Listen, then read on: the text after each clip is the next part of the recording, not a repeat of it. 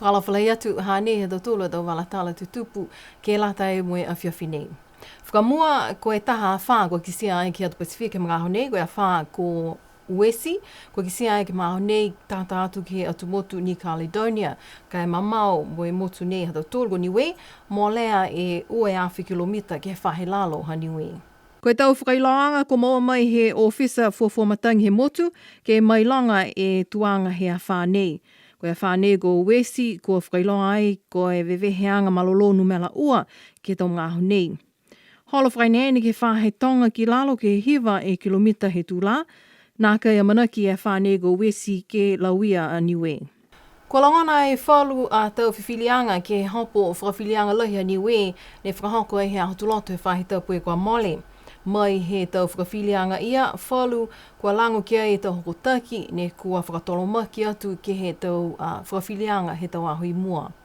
Taha e whiwhinene kua tua ai ki mua he whakawhilianga lahi whahe tau pue kua mole, ha koe tau hokotaki kua lango kia ia. Koe whiwhine fuata nei, wahaloto he ua fulu tau moui, kua hokotaki a ia ki he whā e tau hokotaki, kua holia ia e tau matawhakatuwhanu ki lalo hifo, he tau matawhakatuwhanu ha niwe, tahe a whihiwi seo anu flumaono, kua kaiha moe mahani nā kai ngā hua whakamoli, kua uta pule noa ia e tau tupe whakaonga ki he tau puhala internet.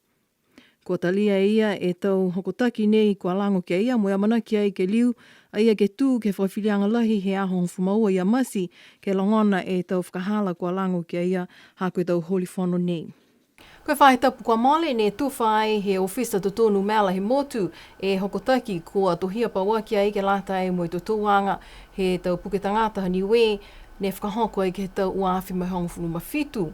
Whakatutala ai moe ulu whakatonu he ofisa totonu mela he whakatuwhono ko Kim Ray Waha he māme hao nei. Ke tuko atu whakarapalapa i te whakaue lohi.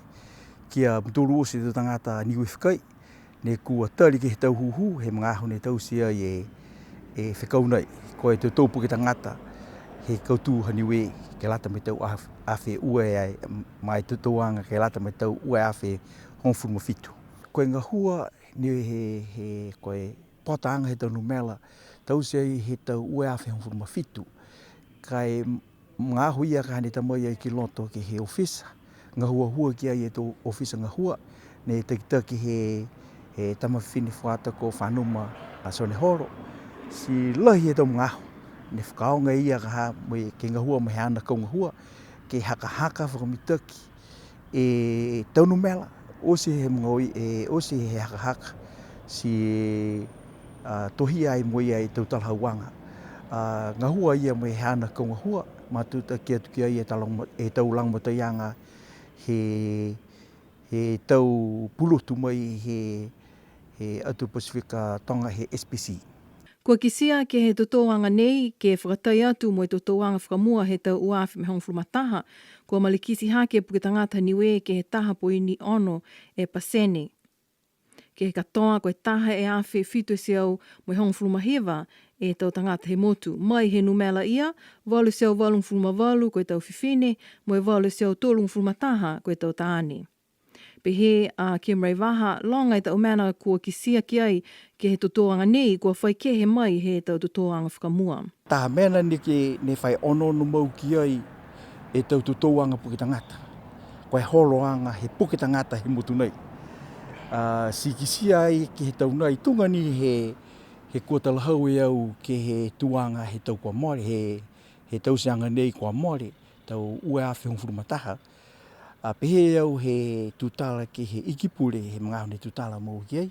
Pehe au ka ringa koe tau ua furu mataha, ka ringa koe osianga ni ia he hifo he puke tangata he mutu nei.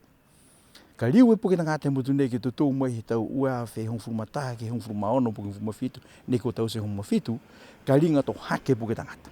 Ai hifo, ko ositi ia hifo. Pihe ai talahauanga hako ni langi ki ai, pehe au ki ai, koe tu tangata ne kua oke he mutu nei kua ositi e whakalata. Koe tu tangata ni ne toi hifo ni ai, ei koe mena to o voia, oke ha voia ke mutu nei, kato whai, ke la lafi mai ki lunga. Koe tau totoanga he numela puke tangata ki lalo hifo, he matawhakatuwhono tohi ke whahinga hua, kua lata ke whakahoko ke he lima tau tau osi. Koe mana ia kua amanaki ke liu tau se foki e taha totoanga he tau puke tangata haniwe ke he tau uawhi moe uafu maua. Ke tuku atu te whakauelahi ke he whahe, ke he whakatuwhono, ke he taulang matai osi nei kua tuku mai ke tausia ke whikau nei.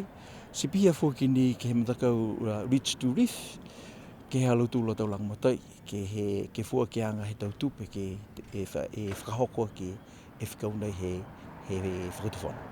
Ko liu ni e whahinga hua pataanga he tau whahinga hua infrastructure ke hātaki atu ki tau tangata he motu kua pā moe nākai whakātā i tau tangata ke oatu ai ke he wāwhi Sir Roberts i loto a lofi he mga honei. Tali mai he mahina kua mole ne lauia ai moe malana e uāwhu he motu. Koe mena ia koe lali e tau tangata ngahua he mga honei ke whakahangahanga mita ke wāwhu ke mai ke whakaonga ke he tau ngahua mahuinga. Tūngai tau ngahua ke tau aho ka hoko mai ai wakatonga ke he motu. Kua manaki whoki ke ta mai whalua tau koloa ke lango matai ke tau ngahua nei ke he wakatonga ka hoko mai he ahotu loto he whahitapu nei. Koe tau malana nei ke he wāwhu tupu ai ke mga honi tua e a whako tino he mahina kua mole. Ka koe lali ngaia he tau ngā honei ke whakangahua moe ngahua whakalataha moe tau matakau he ofisa fusiika, tau matakau fusiika he motu si bia whoki me taki maanga hawa sele. Ke langomatai tau tangata fusiika ke mai ke watu ai ke takawhang ke moana a tō mau maupopo e hiwi ke he wāwho. Ko e lali he mga honei ke tau se hiwi he wāwho ke mai ke tau pūsi lahi ne nā kai mai ke whakatoka atu he awa i awa sele.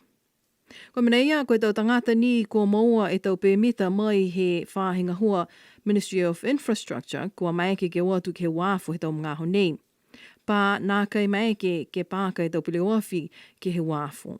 Taha e matakau tose mai he whāhi pui mawhalaha New Zealandi, koe New Zealand Defence Force, kua mai e ke he motu he whāhi tau Pukomale, ke tause e taha kumikumianga ke lātai mo e tau whakaholoanga, kua mana ke alo tūlu ke tause he ne whakahingoa ai koe Tropic Twilight Exercise.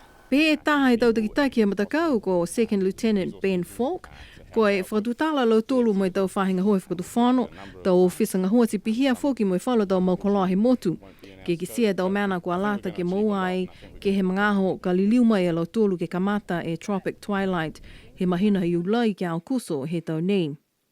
Koe whakaholoanga whakahikuha Tropic Twilight ki niwe ne whakahoko ai he tau uawhi me hongfu mawha. Si koe liliu mai lau tōlu he tau nei ke tau si whoki whalo tau ngahua langomatai ka amuta mo engineering ke he motu. Kai mua atu ke he tau ngahua ke lata e mo e aonga tukolunga he motu i Paliasi. Ke whakausia ke he tau tōla tau walatala mai a whiwhinei. Taha e ofisa ngahua mai ia he matakau Asian Development Bank ko hoko mai ke he motu whaitau pui ka mole.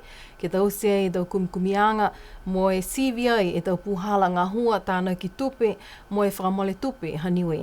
Nā kai koe e la ia e tau kumikumianga pehenei, koe tau uawhi hongfulmataha, ne tau se taha sivianga pehenei, tau se he matakau Pacific Financial Technical Assistance Centre, po ke PEFTAC, koe taha la ofisa he matakau International Monetary Fund. Koe tau kumikumianga ia, ne lau ia ai e tau kamata mai he tau uawhi walu ke he uawhi hongfulmataha. Kua whakatutala e ofisa ngahua nei he Asian Development Bank, mo e tau tangata ngahua whakatuwhano, si pihia whoki mo e whalu mai he tau whahi, he tau pisinisi. Amanaki ai ke liu mai a ia ke mahina masi, ke whakakise e tau hokotaki, kua moua mai ke he tau kumikumianga nei. Si pihia e tau walatala tutupu e lata e mo e awhiawhi nei, tō liu ni ke whilewea he awhiawhi lotu, mono ine po, nona whāna.